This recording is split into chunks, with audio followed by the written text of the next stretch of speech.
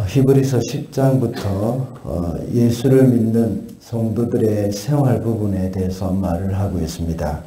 그 전까지는 유대교와 기독교를 비교해서 기독교의 우월함을 이론적으로 늘 설명을 했습니다. 그러다가 10장 중반부터는 생활 부분에 있어서 말을 해오고 있습니다. 그러면서 구약 이스라엘 총회와 신약 교회를 대조를 하고 있습니다. 어제 본문에서 구원받은 자는 교회 공동체 안에서 화평과 거룩을 따라야 한다고 했습니다. 그리고 구원받은 성도는 시온산에 머물면서 경건과 두려움으로 살아가는 존재라고 그렇게 말을 했습니다. 이렇게 13장까지 오면서 이제 히브리서를 마무리를 하고 있습니다. 오늘 본문에서는 하나님께 드리는 제사에 대해서 언급을 하고 있습니다. 사실 신약의 그리스도인들은 더 이상 구약의 제사는 없습니다. 그렇지만 오늘 본문에서는 하나님께 드리는 찬미 제사를 언급을 하고 있습니다. 이것은 바로 공동체 안에서 드리는 예배라고 우리가 볼 수 있겠습니다. 그러면서 구원받은 성도 개개인의 삶과 공동체의 삶에 대해서 설명을 하면서 이것이 바로 성도가 하나님 앞에 드리는 예배의 삶을 이렇게 설명을 하고 있는 겁니다. 바로 살아있는 제사라고 할 수 있을 것입니다. 그래서 오늘은 참된 예배자라는 제목으로 말씀을 살펴보겠습니다. 첫째로 참된 예배자는 삶으로 예배를 드립니다. 1절과 2절입니다. 서로 사랑하기를 계속하십시오. 나그네를 대접하기를 소홀히 하지 마십시오. 어떤 이들은 나그네를 대접하다가 자기들도 모르는 사이에 천사들을 대접하였습니다. 개인적인 삶으로 드리는 예배에 관해서 6절까지의 말씀에서 자세히 설명을 하고 있습니다. 여기서는 주로 서로 사랑하라는 말씀을 하고 있는데 나그네 대접하는 일을 모범으로 보인 아브라함을 먼저 말하고 있습니다. 그리고 지체의식을 가지고 고통당하는 형제, 감옥에 갇혀있는 그런 사람들 언급을 합니다. 그리고 결혼생활에서 순결함을 강조하면서 경제생활에 관해서는 또 탐욕을 경계하라고 말씀하고 있습니다. 이런 모든 것은 개인의 삶으로 드리는 그 예배의 카테고리 안에 넣긴 하지만 또 공동체 안에서의 삶이라고도 할 수 있겠습니다. 오늘 본문에는 두 가지 섬김을 두 가지 관점에서 발견할 수 있습니다. 하나는 우리에게서 가장 멀리 느껴지는 나그네를 섬기는 것이고 또 한 가지는 우리에게 가장 가깝다고 느껴지는 배우자에 대한 섬김입니다. 우리 가운데 이기적인 생각과 자신의 편안함만 생각한다면 사람을 섬기는 일은 할 수가 없을 것입니다. 나그네를 대접하다가 자기도 모르는 사이에 천사를 대접한 사람은 바로 아브라함을 가리키는 것이죠. 아브라함이 나그네를 대접한 그 시간이 언제입니까? 바로 가장 무더운 정오 때였습니다. 팔레스타인 지역에서는 가장 힘든 시간이죠. 이때는 보통 낮잠을 자는 시간입니다. 이 시간에는 낮잠을 자야만 오후 시간에 일을 할 수 있습니다. 그런데 아브라함은 그 피곤한 시간에 달콤한 낮잠을 포기하고 나그네를 영접했던 겁니다. 지나가는 그들을 초청해서 음식을 대접하면서 잘 섬겼습니다. 만약 아브라함이 자신의 평안함만 생각한다면 그렇게 하지 않았을 것입니다.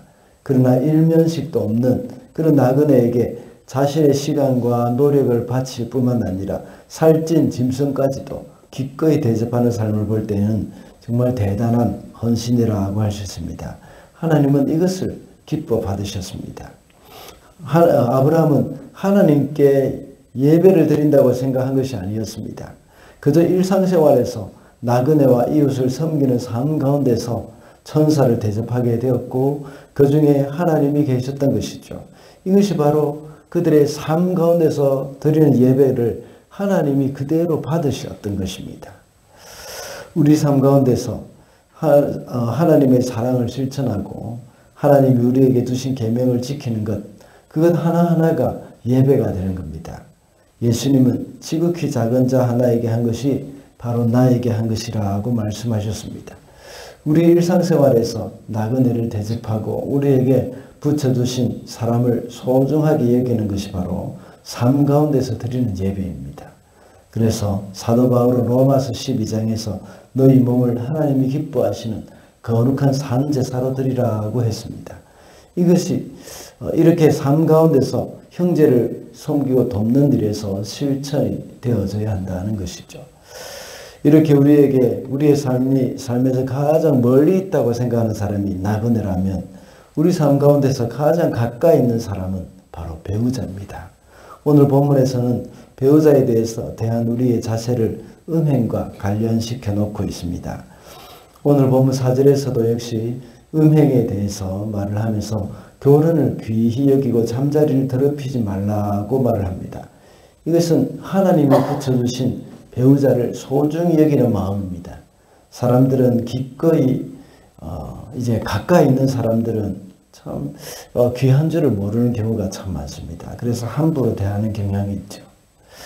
그 당시에 유대인들은 배우자를 함부로 버리는 일들이 많이 있었다고 언젠가 말씀을 드린 적이 있습니다. 유대인들은 모세율법에서 이혼 증서를 써주라는 그 말씀을 아전인수격으로 해석해가지고 언제든지 원하면 아내도 버릴 수 있다는 것을 생각을 하고 있습니다. 그래서 예수님께서는 이것에 대해서 가르치신 적이 있었죠. 그래서 우리가 마태복음을 강해할 때에 우리가 묵상한 적이 있습니다. 예수님은 누구든지 음행한 용거 외에 아내를 버리고 다른 데 장가드는 자는 간음한 것이라고 말씀하셨습니다. 히브리서는 유대인들 중에 그리스도인들에게 쓰는 편지라고 했습니다.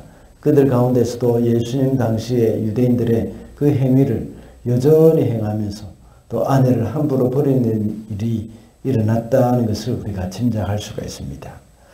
오늘날은 더욱더 그 음란한 시대가 되어서 이혼이나 간음이 너무나도 흔하게 일어나고 있습니다.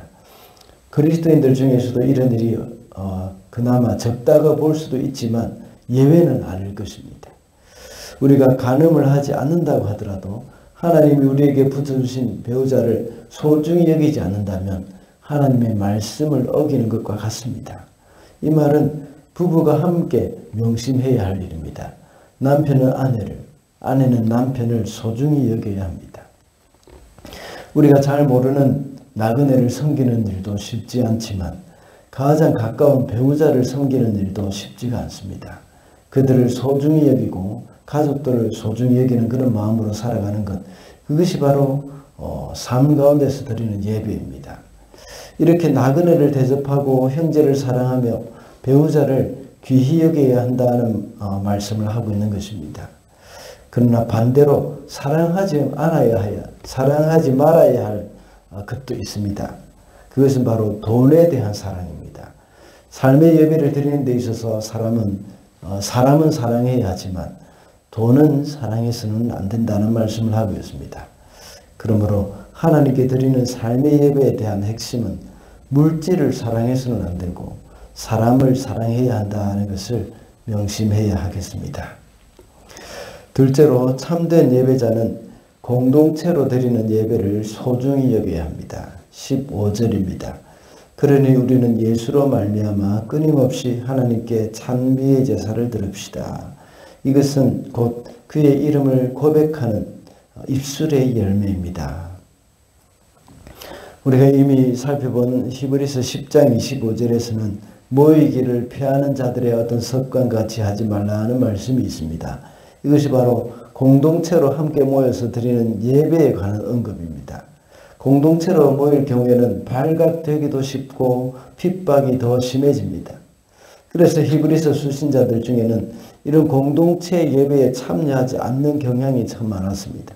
요즘도 역시 종교의 자유가 없는 나라에서는 예배로 모이는 것으로 인하여서 핍박이 가중될 때가 많습니다. 그때나 지금이나 모이지 않으면 핍박도 없습니다. 그리고 모이지 않으면 그들이 기독교인인지 아닌지도 구분이 잘 안 됩니다. 그들이 모여서 예배하기 때문에 기독교인이라는 사실이 발각되고 또한 고난도 받게 되는 것이죠. 오늘날 뉴질랜드와 같은 이 자유국가에서는 모여서 함께 예배 드린다고 해서 박해하는 사람은 아무도 없습니다. 그러나 이런 종교의 자유가 있는 나라에서 모이지 않는 이유는 핍박 때문에 모이지 않는 것이 아니라 예배에 우선순위를 두지 않기 때문입니다.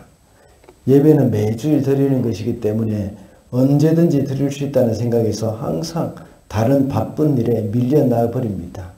그러나 참된 예배자는 공동체로 드리는 그 예배를 목숨같이 지켜야 합니다. 이렇게 함께 모여 예배를 드리는 가운데 하늘의 보화가 임하고 또 하나님의 임재가 있기 때문입니다. 이것을 소홀히 하면서 우리가 하늘의 복을 바랄 수는 없습니다. 우리가 하나님을 소중히 여기는 마음이 어디서 나타날 수 있겠습니까? 그것은 공동체로 드리는 예배, 그것을 얼마나 소중히 여기느냐를 통해서 알 수가 있습니다. 그 사람이 예배를 우선순위에서 밀어내 버린다는 것은 하나님에 대한 그 사람의 마음도 그와 같다는 증거입니다. 반대로 공동체 예배를 소중히 여기는 사람은 하나님도 그렇게 소중히 여긴다는 것을 나타내는 것입니다. 그러므로 참된 예배자로서 성도는 공동체 예배를 소중히 여겨야 하겠습니다. 말씀을 맺겠습니다. 오늘은 참된 예배자라는 제목으로 말씀을 살펴봤습니다. 참된 예배자는 삶으로 예배를 드리고 공동체로 드리는 예배를 소중히 여긴다고 했습니다. 오늘도 참된 예배자로 살아가는 저와 여러분이 되시기를 바랍니다.